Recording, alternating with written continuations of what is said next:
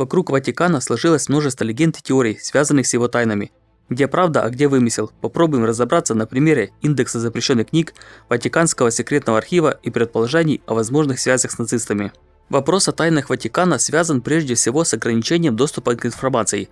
В раннем Средневековье католическая церковь не вводила массовых запретов на распространение знаний.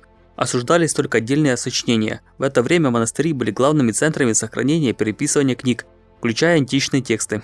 На востоке христианского мира списки запрещенной литературы появились значительно раньше, чем на Западе. В Византии цензурные перечни существовали уже в раннем Средневековье, а на Руси они были известны с XI века, благодаря переводам византийских списков. На Западе, начиная с XII века, количество ограничений увеличивалось.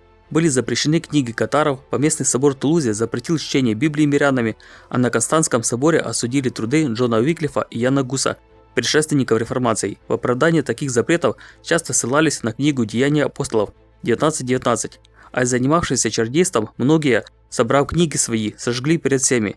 Однако в этом библейском эпизоде люди уничтожали свои книги добровольно. С изобретением книгопечатания и протестантской реформацией католическая церковь устанавливает предварительную цензуру и все чаще прибегает к запрещению книг. Первыми инициаторами создания списка запрещенной литературы выступали католические правители. В 1529 году по указанию императора Карла V такой список был составлен для Нидерландов. Позднее подобные списки появились в Венецианской республике, Флоренции, Милане, Парижском университете Сорбонна. Первый общекатолический индекс запрещенных книг был составлен инквизицией по поручению папы Павла IV в 1559 году. В связи с постоянным ростом печатной продукции в 1571 году папа Пий V учредил конгрегацию индекса, специальный орган, следивший за обновлением и соблюдением списка запрещенных книг. В индекс запрещенных книг вошли все труды протестантских богословов и переводы Библии на народные языки. Кроме того, под запрет попадали сочинения о предсказаниях, гаданиях и магии, даже если конкретные названия книг не упоминались. Из научных трудов запрещались отдельные произведения, и больше всего нападкам подвергалась астрономия. В индекс были внесены труды Коперника и Галилея, не разрешалось читать сочинения Макиавелли и Сведенборга. Вопреки распространенному заблуждению, книги Чарльза Дарвина никогда не включались в этот список. Не забудьте подписаться, пишите комментарии, ставьте лайки. На практике сами католики нередко жаловались на невежество папских цензоров. В ответ на это конгрегация старалась привлекать богословских экспертов и сотрудничать с университетами.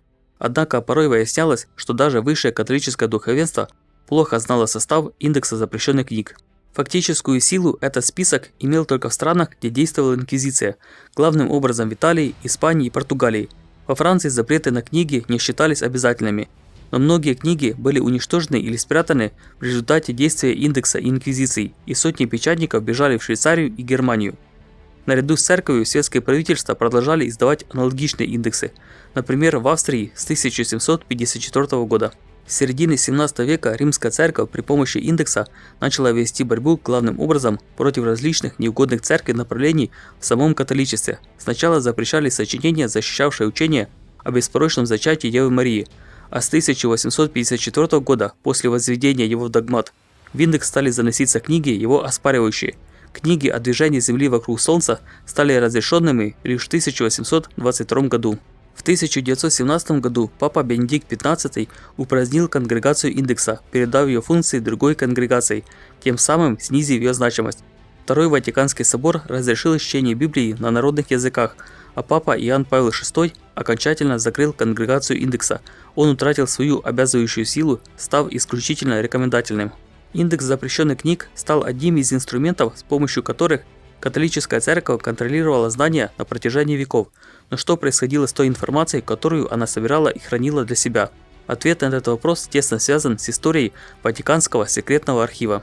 Само название «секретный» вводит многих в заблуждение. Оно возникло из-за неточного перевода, где слово «секретный» следовало бы заменить на особый, отдельный или частный. Недавно архив был переименован в Ватиканский апостольский архив, чтобы уменьшить недоразумение. Ватиканский архив берет свое начало с XIII века, когда папа Иннокентий III перевел важнейшие учреждения римской курии, в том числе и архив, в Ватикан, как более безопасное место. В нем хранились многие документы, в том числе о ликвидации ордена тамплиеров. И эти материалы не были тайными, а публично известными. Идея создания централизованного папского архива была осуществлена в 1612 году, когда папа Павел V объединил различные архивные фонды. В 1809 году, во время правления Наполеона, архив сильно пострадал. Тогда папское государство было упразднено. Папа и документы были высланы во Францию. На основе этого архива планировалось создать общеевропейский. После падения Наполеона комиссия смогла вернуть значительную часть вывезенных документов, однако около четверти из них было утрачено. В 1881 году папа Лев XIII впервые открыл Ватиканские архивы для исследователей, за исключением последних около 50 лет. Изначально архивы не были столь огромными, но с тех пор они значительно расширились. С конца 18 века их объем увеличился 15 раз. Если в то время протяженность архивов составляла 5 километров, то сегодня она превышает 80 километров и продолжает пополняться. Процедура доступа ученым к материалам архива почти идентична системе британской библиотеки или библиотеки Конгресса. Посетителям не разрешается просто так бродить по ним. Причины этого больше связаны с обыденными вещами, такими как сохранение коллекции. Сам архив имеет контролируемый климат, многим из его документов сотни лет, в некоторых случаях больше тысячелетия, они хрупкие, чернила легко стираются. Почти каждая крупная коллекция рукописей в мире работает таким образом. В начале 21 века секретные архивы Ватикана начали собственный проект по оцифровке, чтобы сделать документы более доступными и обеспечить дополнительный уровень сохранности. По уровню секретности Ватиканский апостольский архив не сильно отличается от государственных архивов таких стран, как бывший СССР или США, которые в плане секретов может более интересные. Советский Союз хранил в своих архивах данные о расстреле в Катыни, а материалы о убийстве Кеннеди до сих пор не открыты. Хотя многие надеялись найти в недрах Ватиканского архива свидетельства невероятных тайн и скандалов, историческая реальность оказалась более прозаичной.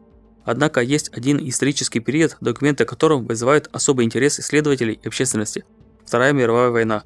В 2002 году Ватикан предпринял беспрецедентный шаг, открыв доступ к документам об отношениях Святого Престола с нацистской Германией.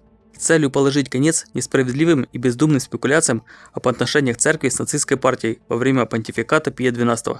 После ограниченного числа исследователей, устремившихся сюда сразу после открытия, число любопытных заметно уменьшилось, так как они не нашли там того, что искали.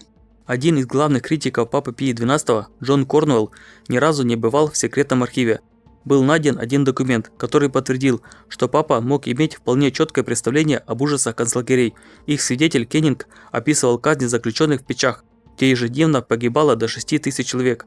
Возможно, Пий XII просто боялся репрессий со стороны нацистов, так как сам Кеннинг из-за опасений за свою жизнь и жизни участников сопротивления попросил Святой Престол не придавать огласке его сообщения. Обвинения Папы Пия XII в связях с нацистами начались в 1963 году с премьерой в Берлине вымышленной пьесы левого немецкого писателя «Наместник». В ней Пий XII изображался как бессердечный и равнодушный перед лицом страданий евреев под нацистским гнетом. В течение 3 лет после этого события начали выходить книги, критикующие Пия XII, но одновременно с ним появились и работы в его защиту. Причем особенно активно понтифика защищали именно еврейские авторы, признавая его вклад в спасение евреев во время Холокоста. Израильский дипломат Пинхас Лапид написал в своей книге, что Пий сыграл важную роль в спасении по меньшей мере 700 тысяч, но вероятно и 860 тысяч евреев от неминуемой смерти от рук нацистов.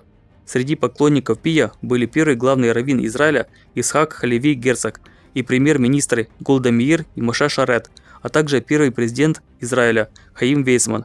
Альберт Эйнштейн также защищал Ватикан, отмечая, что католическая церковь была одним из немногих институтов, которые противостояли нацизму, когда многие другие молчали.